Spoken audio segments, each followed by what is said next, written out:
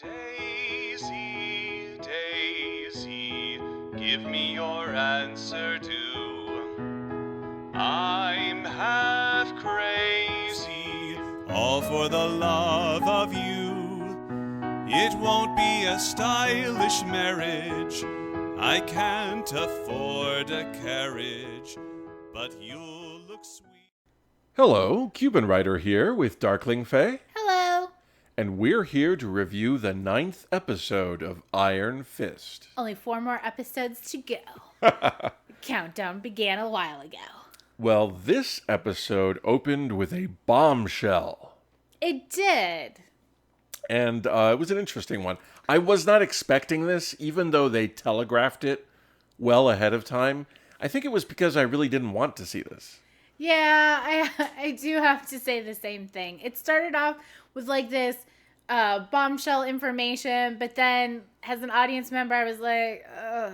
Yeah. It's that kind of like, information, like... So, Meacham Sr. Spoiler alert! Spoiler alert! Who will... thank you. Who will henceforth be known as Special Needs Senior Meacham, has returned from the dead and spends about half of the episode with a mild intellectual disorder, which you might expect from being dead. It takes some time to get all the brain cells fired up again. They did that in a realistic fashion. It just wasn't anything I wanted to have to deal with. I feel like it's regurgitating the same kind of storylines we've seen already. Like, I thought we got rid of Meacham. I thought we were done with Harold. Like, we already had that. Now he's back. Oh, now Ward knows he's back. Oh, now they're having the same issues they did before. And I just would have liked to have seen if they brought him back, they would have did something more original with where the story was going with him, that he got to do some new and different things that we haven't seen before. But really, he just calls his assistant back up, gets in the car, and then drives back to his penthouse when he finally gets his, brain cells are working again. And I just like, really, this is where you're going to go with it again? This really was an instant rewind to the Meacham story. They kind of hit the big reset button and put the Meachams back where they were before, more or less, with the added benefit that now Joy knows that he's alive, and now the assistant has been murdered because there was no vanilla ice cream. Correct, right? It just, I don't know. I feel like I would like to do some new things with the series instead of things we've done episodes past again. So. And speaking of things episodes past, Meacham Jr. is now in the same place that Iron Fist was in the second episode, enrolled in a mental institution under 72-hour hold, being diagnosed with a mental problem because he's saying things that are true but that can't be proven. Well, and really the reason why he is because he doesn't really want to have a relationship with his dead father come back to life that he had tried to kill.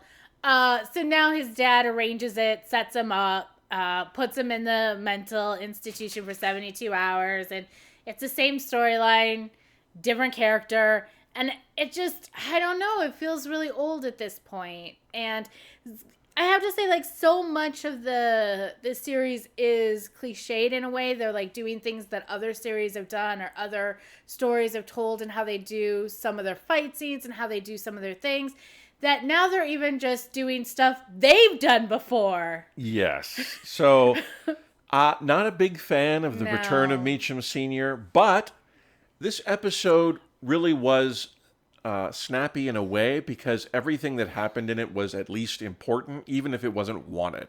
The return of Meacham Sr. is an important plot point. No, I mean, this episode felt really strange after seeing it. And I'll say that because, like, a lot happens, but I end up not really caring that a lot happens. So there's a disconnect between the audience and at least me as an audience member and this particular episode. Like, I do give them credit because they did move a lot of the story forward. You can tell it is propelling in some places, and they're trying to do stuff in that way, and they introduced a lot of different things, not just Harold. But then at the end of the episode, I felt like I don't really care about any of it. So it's a weird balance that didn't really work out. Yeah, so the only bright side of this episode to me is things that seem important are happening. Yeah. The downside is I didn't quite like them all. Now, Madame Gao is in the United States again, in Colleen Wing's apartment, and of all the things they stretch like taffy in this show, the one thing I would have found interesting is how do you get Madame Gao out of China and into the United States? You have to pass two customs procedures, I imagine, with a prisoner that you're holding against her will. Oh, they're billionaires. That's all you need to know. I feel like this is part of the problem with this. This episode kind of shows in a glaring way that a lot of stuff that happens off scene is the stuff you want to see on scene. And a lot of stuff that happens on scene is stuff that you would prefer to be off scene. It's like they got it reversed of what an audience would want to see. Like, yeah, that'd be interesting to see how do they bring her back into the United States? How do they go through customs? How do they go through this different things? Like, are they bribing people, which makes sense, but you never get to see any of that. So that would have been more interesting to see. I will say one of the positives that I had for this episode was Madame Gao.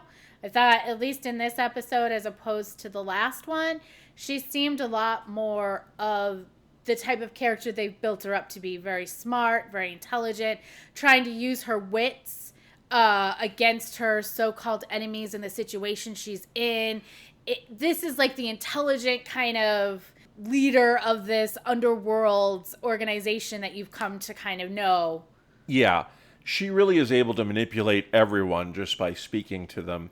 And the Keystone cops attempt to not torture her. They attempt to drug her for information. Their idea of torture. Yeah, look, she's the leader of a clandestine organization.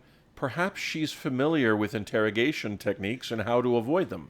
Apparently, not only is she aware of the interrogation techniques, but she seems to have lived for hundreds of years.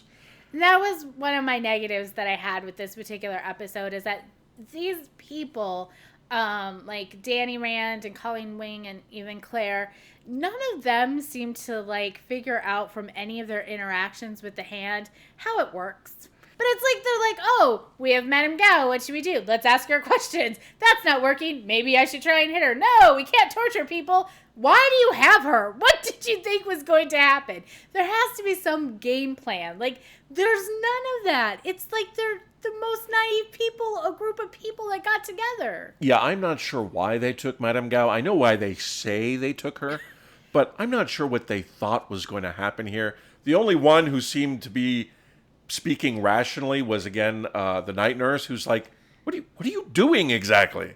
Oh, and I guess Iron Fist must respond with, I'll figure it out as I go. Don't you believe in me?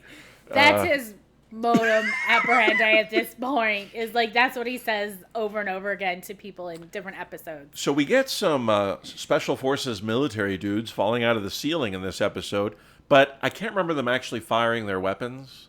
No, they didn't, because the Keystone Cop group was able to fight them off. But it's odd that paramilitary group is like trying to get her back, and they even make this mention that, oh, these aren't ninjas, they're military, and none of them stop to think that's odd. They don't question it. They like make that little remark, and I'm like, can I know more about that? I'd like to. What's going on with that?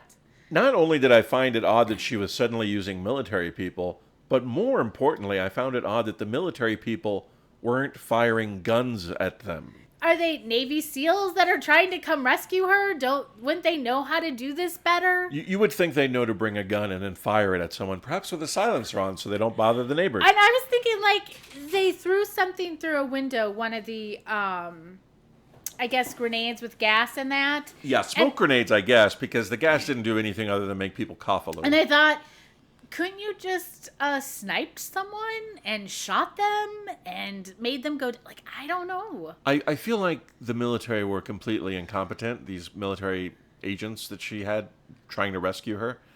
But anyway, moving forward, you got some of the answers you craved in a previous episode. You wanted to know what was going on with Colleen Wing. I so wanted to know, and now I'm kind of like, it's so far into the series. I'm like, oh, I should have. Well, but it's true. I was kind of, we do finally get to know about her sensei. A little bit. She was poisoned, and so they had to call her sensei to save her. Turns Slowest out, moving poison ever, by the way, guys. yeah, I don't know. This poison really affected everyone else very quickly. I guess it's because she got nicked instead of stabbed into the chest that the poison took what must have been, I don't know, how long does it take to fly from China to the United States? Well, it must have been half a day. It felt like the slowest moving poison ever. And I had kind of foreshadowed this because I had mentioned, I was like, I find it odd that the people with the swords didn't have any poison on their weapons. Turns out they did. Yeah. It's just like not the best batch. Now, the sensei who trained Colleen Wing, not only seems to be part of some mysterious organization that knows who Madame Gao is and that Madame Gao knows, but he also knew how to train Iron Fist how to heal someone. I feel like he's part of a criminal organization. It feels like they're not good guys. And so I don't know if it's an organization that maybe worked with the Hand in the past, because you see like the restaurant owner, and I don't know what faction they are, were also a criminal organization that once had the Pier, knew about the Hand. I feel like Colleen Wing's sensei is part of another different criminal organization that hasn't been brought up yet, maybe a different faction, but they're definitely not good guys. Like, there's nothing about him that they're trying to scream he's a good guy, it's part of a good guy dojo program at all. Yeah, he definitely seems like a sketchy dude now, and she's running off with him. So maybe she's sketchy too. Madame Gao suggested that once Iron Fist knew more about her, he'd be upset. And I kind of like that maybe she, hasn't been on the up and up. It would make sense. It would be nice to have that kind of twist to it. Maybe part of the problem that this episode had is they tried to throw too many interesting things in here. We have that interesting guy who tried to take over the food truck. Oh, yeah, the food truck guy.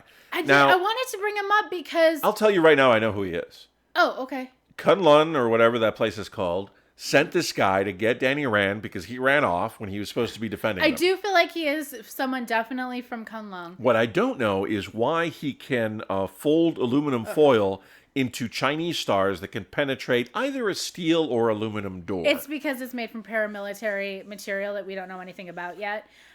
Military-grade aluminum foil? It felt like it. It felt really strange where he's just like... And it wasn't even... It would make more sense if he brought the material himself, but it was just something there that he found at this food truck. He was bored. He was just folding it up and throwing it because he was bored. And I do agree he is from Kung Lao. I don't know if they sent him to maybe get Danny Rand back. It feels more like he's stalking Danny Rand for some reason. He's definitely there to get Danny Rand back. I feel like maybe not for maybe nice reasons. I don't get a good vibe from him. I do feel like maybe he's trying to assassinate him. I don't know. No. They're doing a classic misdirect where we're like, who is this shadowy figure? Oh, it's one of Danny Rand's people. You think so? Absolutely. I bet by the next episode it'll be revealed. Oh, we'll see. We'll see. I mean, that is something that... But I did find that striking, that he is kind of like now all around town, bumping into people, moving about, So, was there anything else besides weird Chinese star aluminum foil man that you wanted to bring up? I think those were the big things that came back. Harold's back and alive. Madame Gao has some military people. Colleen Wing's master is not necessarily the nicest guy probably around. But I do find it interesting that everyone seems to know about the Iron Fist. Yeah, he's a popular figure in this community. What score would you give this? It's definitely better than the first episode of Iron Fist, right?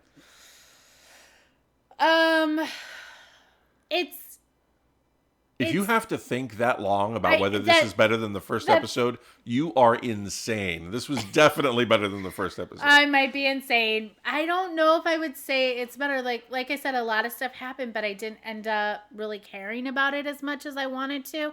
And I don't know if it's maybe just because I feel like so much is dragged on in this series that maybe if we hadn't had the first 6 episodes, I'd be more vested and interested to see where it was going.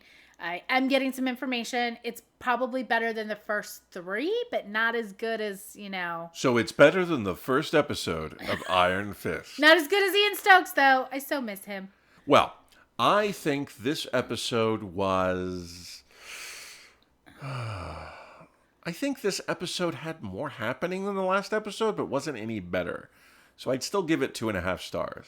Yeah, I agree with that. It still doesn't quite come up to episode 7 that we really enjoyed. It kind of. So maybe the next one will be like episode 7, I'm hoping. I'm hoping. Well, this will be Cubanwriter signing off till the next time. Goodbye, darling. Catch you later. But you'll look sweet upon the seat of a bicycle built for two.